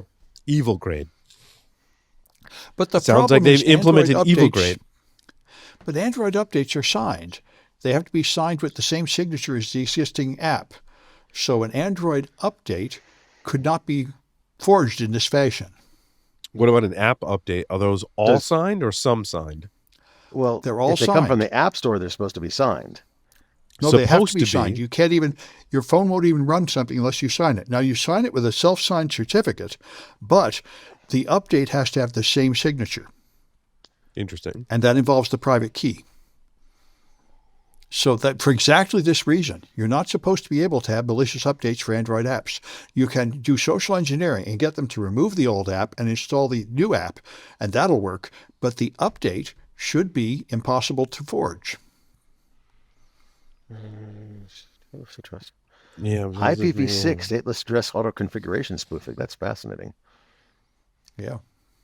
Oh, but Shadowpad and Dark Nimbus looks like Windows. Those are Windows backdoors. I'm not sure why it said, maybe my AI hallucinated when I was trying to summarize the points for this article. No, they say hijacking Android application updates and binary downloads, delivering backdoors, right? That's a separate one. So they are hijacking the updates, although I'm not sure how much good that will do them. But certainly the Windows downloads will work. Yeah, because Shadowpad says the modular backdoor, APT41 WinTU, it's very popular Chinese threat actors, DLL side loading. So that seems like a Windows Shadowpad. Dark Nimbus is a cross-platform backdoor originally observed as Android implant to deliver moonshine exploit kit against WeChat users. So maybe they're just taking advantage of like certain, we all know you can implement a signing and root of trust in software firmware application updates. But due to misconfiguration, vulnerabilities, users not updating a revocation list, there could be ways around that, right? Secure boot being one example. So maybe they're just certain circumstances where they're able to deliver malware and they're trying to do that. But like crazy, they developed this entire kit on edge devices. That's friggin' awesome. No. It's actually for the Android variant. The backdoor attempts to contact a Baidu URL, but DKnife, if it sees that, it intercepts the request and injects the C2 response. This is literally expecting so many backdoor devices to already be. That's why. Sorry, back up a step. It's targeting Chinese language speaking people, right? Okay, that's part of the article. What phones do Chinese language speaking people buy, especially the ones in China? They buy crappy, infected, pre-owned Android phones, like the TV stuff you were testing a few months ago. Right. So they're expecting these to already be pre-owned. This is criminals preying on criminals. Wow. Oh. That's makes terrifying. more sense. Yeah. Oh, yeah. So it said the tooling, my AI summary said the tooling includes exfiltration modules tailored to popular Chinese mobile applications and support long-term monitoring rather than smash and grab operations. So this thing would not probably work on American Android phones. I don't think so. Unless there's a vulnerability or an app that doesn't properly implement the signature checking, would be my guess. That they would, if I were the adversary, I'd be like, all right, how many Android apps are out there? And how many of them like either have a vulnerability or don't properly check the signature? Like just your odds, right, of that are pretty good. Yeah. The same thing with Secure Boot. Secure Boot's the same way, right? As a bootloader has a vulnerability, it's still allowed. You had a story about that, Sam, where Microsoft's updating their Secure Boot certificates, and after June of this year, they're making that switch to. I think we talked about on the show before, right? June of this year represents the time when the 2011 certificates and resulting DB and DBXs won't be updated. And I assume that means it won't boot, right? Because it got past the secure boot process. Well, if you have the newer update and it's enforcing it, it won't boot. But if you have the older update and you try and boot with some software that has been that's on the revocation list with the new update, it's still going to work with secure boot if you have the older 2011 certificates. Microsoft has done a pretty I think the reason we're seeing so many articles, Microsoft has done a pretty terrible job at explaining this to their users. Because I read all these articles. Made it sound like it won't boot in 6 months, after June, if you have the old PC and you haven't been putting on your updates. And they said secure boot, the CA will fail, the secure boot authentication will fail, and the whole point of secure boot is if the authentication fails, it won't boot, right? Otherwise, what good is it? That's a damn good point. That's a damn good point. I'm just curious though, like if you don't update it, how does it stop the booting? If there's no, well, it calls out to a CA It calls out to a certificate authority, and you have to go to a different certificate authority today. You have to have a different root certificate in there. Then it's not in there, so it's going to fail. Now, of course, the update comes with normal Windows updates. So the only people who would be hurt would be people who have a PC that was bought before 2024 and who aren't putting on their Windows updates.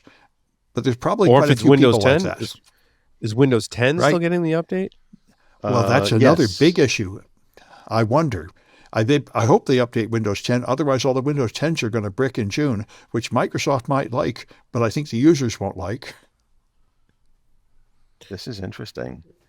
Oh, I see. The certificate is expiring, Yeah. and it won't boot with an expired certificate. Yeah. Now, you probably could press F2 and go into the BIOS and turn off Secure Boot, but the Yeah, you average can always do user that. is not going to know how to do that. You can always do that. Or, unless the doomsday scenario with that is if you set a BIOS password and you don't remember what your BIOS password is, Yep. and Secure Boot has failed and said, I can't boot your system, you can't get into the BIOS to turn Secure Boot off. Can you take the battery out for a few hours? Would that fix that? Yeah, on some. So we actually had a conversation about this on my Below the Surface podcast because there was we covered a story actually. I was asking my coworker Vlad.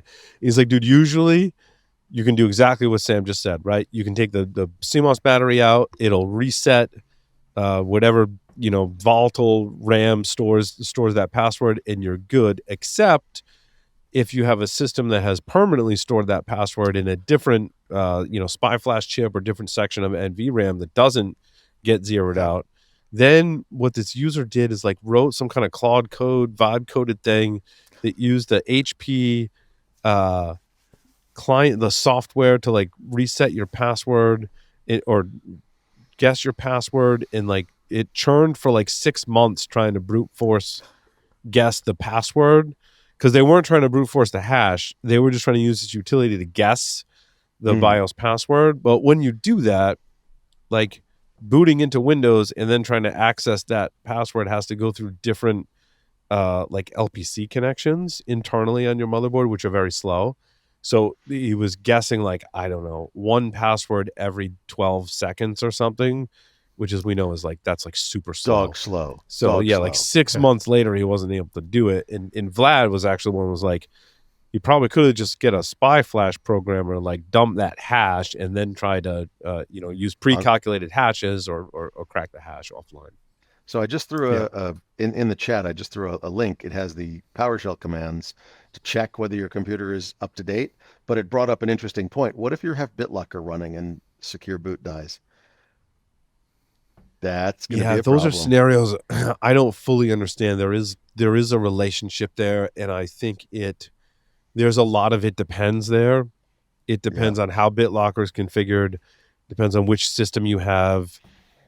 There's a lot of things that happen there, but also I don't fully understand how BitLocker enters into that whole equation like fully to be able to comment on it. Well, Josh, this article does raise the point I was thinking.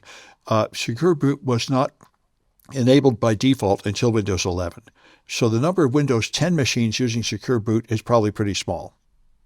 Well, But, unless you're in Shark- an enterprise, a lot of enterprises have enabled it, but on the home consumer side, a lot of people do disable it, Sam. So. Yeah. And Shark says Yes, that in our general chat, which by the way you can get to if you're live streaming, but Windows 10 with extended support through October 2026 gets the updated cert. Yeah. Yep. That I believe. Yep. That's So accurate. It'll still work. Yeah. But the people using Windows 10 without support, which is probably a lot of people, would be hosed, but only if they turned on Secure Boot, which they probably did not. Right. More than likely didn't. Yeah. Yeah. It's interesting stuff. There's a lot of things going on. Yeah. Yeah. Secure Boot is a never-ending story. It really is. Job security for you, sir? It is. It really is. It really is.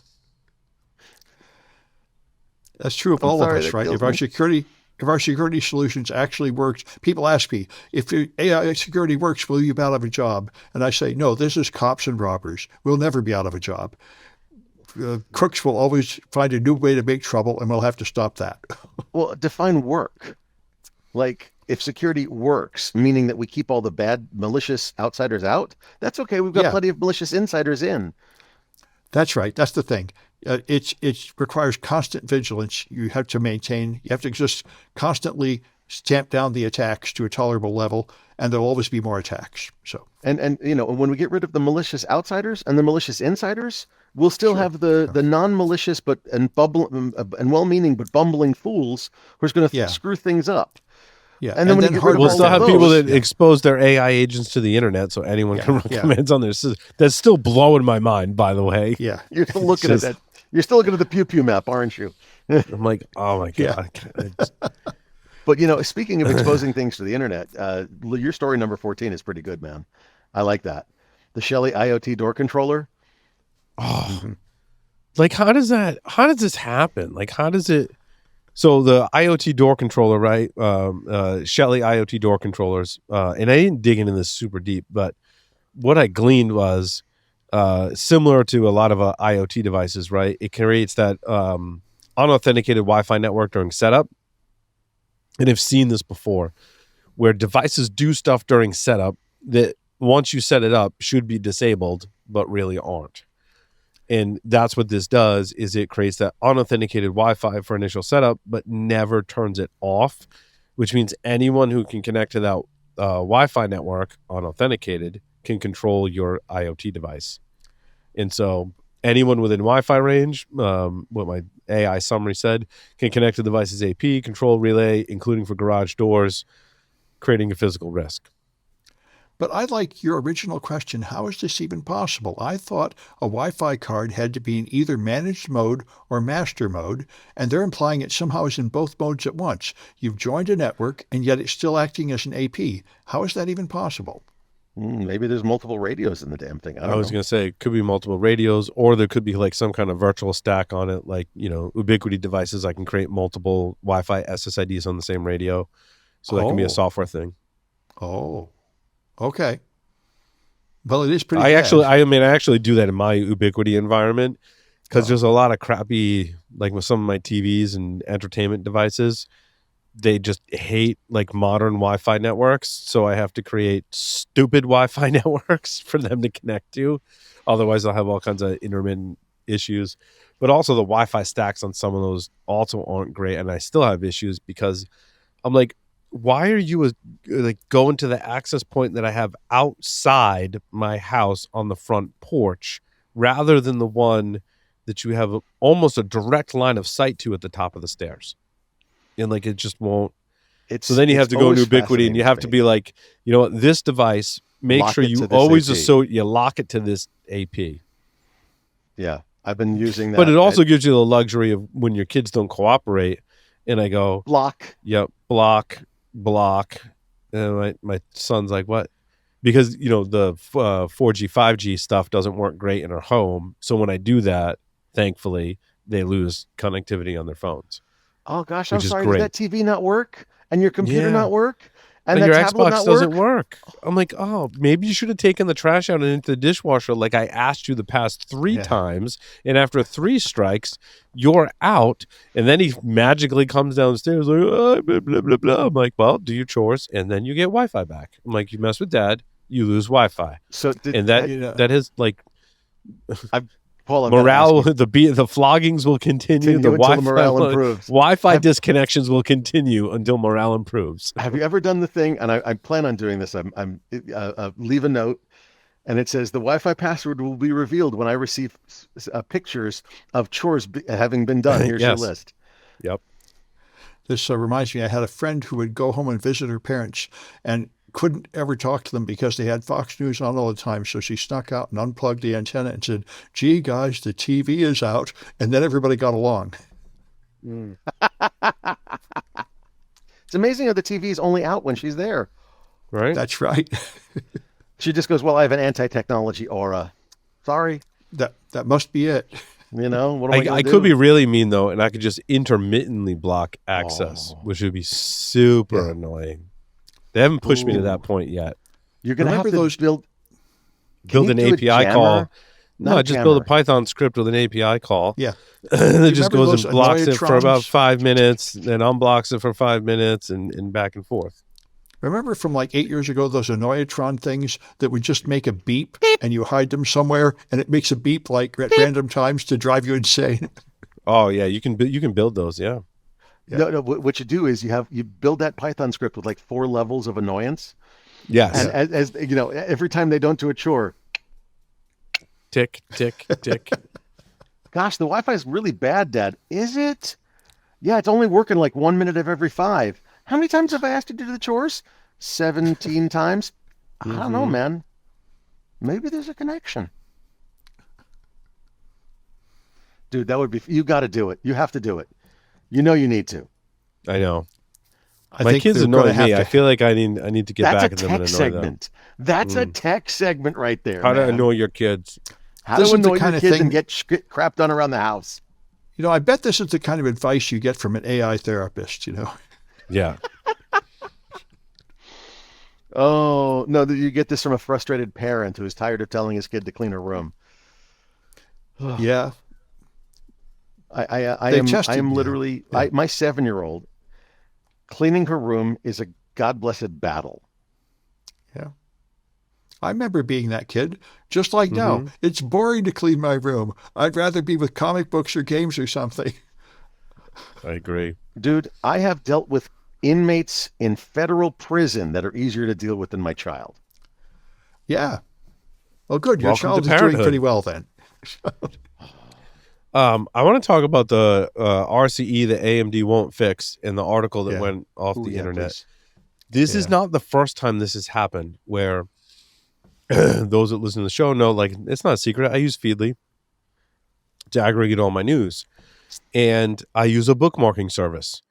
And so what I'll do is I'll go through Feedly and I try and keep up on it. Like pretty much at least every work day, sometimes even weekend days, I'm reading the news feeds. When I see something interesting, I flag it and I save it to my bookmark service, right? Right. Sometimes I read it. Sometimes I just flag it for later. And there's just constant, both for this podcast, for my day job, like threat landscape stuff, and all the articles we cover on the show, at least mine. That's how I do it. So I saw something interesting and I was like, oh, RCE, the AMD won't fix. That sounds interesting. And I read it and I was like, that's cool. I'm going to save that for later. And then it got time for me to like actually add my thoughts on it for the show today. And I went to the article and the author had updated the page to say, this article has been taken down. You can probably guess why, but I'll report back later. And I was like, well, that's interesting because my bookmarking service actually saves a copy of that site at the point in time in which I've bookmarked it. So I can go back in and read the article. Now I'll be nice and I won't give you all the gory details because I don't want this person to get in trouble. Really, that's all it would mean was that this poor person that publishes an article would probably get in trouble because they probably got a cease and desist letter or at least communicated with AMD and hopefully was asked nicely like, hey, while we fix this, like, could you kind of take down that post while we fix it? I'm giving AMD the benefit of the doubt here. Hopefully that's the way it went. I don't know any of the details other than, well, I do know the details because they saved the original post, right? So the researcher found something that I've observed before that is kind of like a trend, right? And I've described this process before. Like there's a device or software or something that wants to go get an update. So they reach out to a server, and that is an HTTP or SSL, HTTPS SSL connection. That server comes back and says, hey, there's new firmware, right? Like that's the check-in. Like, is there new firmware? Yes, no. Is there new firmware? Yes, no. Is there new firmware? Yes. Hey, there's new firmware. Great. Where do I go get this firmware? Oh, over this API, here are the URLs where you can download the new firmware or software. Sometimes that response contains URLs where you can go get the new firmware software that are HTTP, not HTTPS. And from experience, I know if you're downloading a software or firmware update over HTTP and I'm an adversary in the middle, it is super easy for me to go, you need to download my software, not the software that was there. Very easy. Now, the device should be doing some kind of cryptographic verification above and beyond SSL, right? SSL is just protecting it in transit. You should have some type of cryptographic verification that the firmware, a key basically on your system or inside the software that's validating, hey, this is a valid software update or it's not. If they don't do that, you can put whatever software firmware you want on that device if that update comes over to HTTP. That was the scenario that was described in the original post. Was there was some software process update from AMD. They discovered it was happening over HTTP. There was no cryptographic verification of that, which means as an attacker, I can now send you firmware or software of my choosing that has backdoors, that has code execution, that has whatever inside of it. So that's what I got. And this is becoming more and more popular, right, to happen. So the kind of public service announcement here, one of the best things to do is if it's all happening over SSL, it makes the attacker's life like miserable, right? Like if it's properly implemented SSL, it sucks for an attacker. Ask me how I know this. Like it sucks, right? Now it's still not bulletproof, because if you're not doing the cryptographic software, if I can somehow manipulate SSL or maybe I go buy, I don't know, I can't even really go buy a domain. Like SSL actually really helps that process if the domains are hard coded right into the process. So SSL certainly helps, but the best thing to do is to actually implement that cryptographic validation of that software update and or firmware update. And it's not bloody hard. Solution. Like I don't like it's not hard to do. Yeah. It is and is. Roots of trust. You get into revocation and key management. It's not bad. It's not rocket science. I agree, Josh. Yeah. It's not rocket science, but it's important. Is it complex? Okay, I would say middling complex. Yeah. But it depends on the implementation. Damn time. Yeah. You want to hack the planet? That article, do it right. Yeah. That article is still up. It's literally in the second place I looked. It's not hard to find. I was going to say you probably wouldn't have to work hard to find it either. Yeah. No, it's still up. It's archived. And once you put something on the internet, it's there forever. That's right. I'm giving the researcher and AMD the benefit of the doubt because they're working it out. I don't want the researcher to get in trouble. Right. I don't want to throw shade on AMD. That's polite. AMD. Well, he did tell them. I just want personal experience. AMD is great to work with. The great company to work with. Disclose vulnerabilities too. They've been great. In this case, so I'm giving both. He told them, and they told him, "No, we don't care." So that's when he put the article up. Right. But I guess they changed their mind later. Yeah. AMD could sponsor us. Yeah. Well, hey, AMD is a great company. Disclosure is hard, right? And navigating disclosure in large companies like AMD is hard. It is. I don't want to see threat actors get a hold of this and wreak havoc either, right? But there's also the flip side of that. When you're a researcher and the company's refusing to fix it, disclosure is one of the routes that you have that can be very impactful. Yeah. But I don't know the specifics of this, either. And I hope that the researcher and AMD are on good terms. The AMD is working on a fix. And the fix in this case, again, the first level fix is pretty easy. Whatever software firmware, right, is going for an update, make sure that's covered with SSL. That covers like a lot of attack surface. That, again, makes the attacker's lives if you don't absolutely miserable and protects it. No, if you allow me to go to a malicious domain, SSL is not going to save you. You really need code signing in the software. Right. So you can tell if it's authentic. The software update process will only get the update from the URL that comes back in the response. And if that would be okay. Request and response happens over SSL as an attacker, right, I've somehow got to break SSL to get in the middle of that. And if SSL is properly implemented, that's right. It's next to impossible. I'm not saying it's impossible, but next to impossible. Yeah, that's right. To break. I ran into that scenario actually with a firmware update, and I was like, oh, everything's covered by SSL. And I looked for all kinds of SSL vulnerabilities, SSL misconfigurations. They did everything right. And I was like, you know what? Props to you. you did a great job. You're still not validating the actual software, and you should absolutely do that. But the fix is pretty easy because on the back, you can implement that on the back end, and it fixes it for everyone, right? Yeah. Like, oh, by the way, the URLs where you get the firmware now, those are also SSL, and it's properly configured. Right. That's pretty easy. To your point, John, right? That's very easy. Implementing cryptographic, signature verification is a little harder than that. But just covering everything with properly implemented SSL, not hard. That's not like all. let's encrypt. It's like some certs. It's not that hard. Right. Yeah. And everything goes over TLS 1.2 or 1.3, which, by the way, we should be doing a 1.3. TLS 1.2 sunsetted last year. Yep. So I didn't know that. Yeah. Oh, you didn't know that? Yeah. TLS 1.2 is supposed to be gone by now. Oh, is that why my Wow. browser won't honor TLS 1.2? It's not supposed to. That helps me.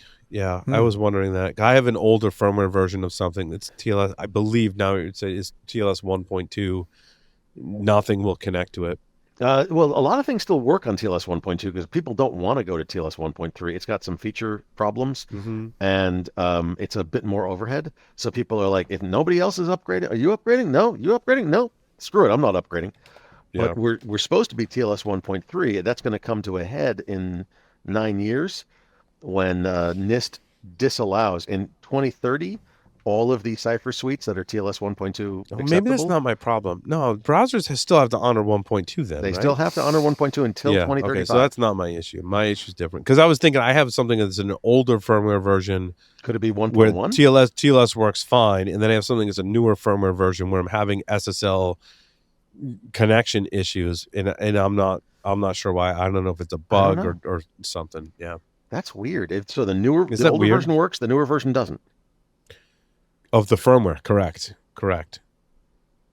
That is So totally that can't weird. be. Yeah, that's got to be. That's got to be There's something else. a website where you it's 3 different websites where you click a link, and if it connects, your browser will accept TLS 1.0, 1.1. No, I've got the 1.2. OpenSSL commands that are trying to do the same thing. Linux OpenSSL commands that are like basically can fuzz like what the issues are. I don't know. I have some kind of weird issue that is probably not related to that, but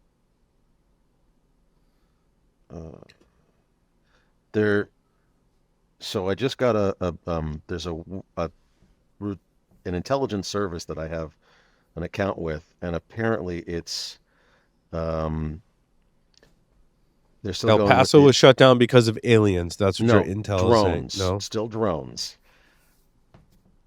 Although Starlink was shut down. Are for they a while. alien drones though? God, you're horrible. He's got you there. I just want the meme with the guy with the crazy hair. Aliens. I was almost on a show with him.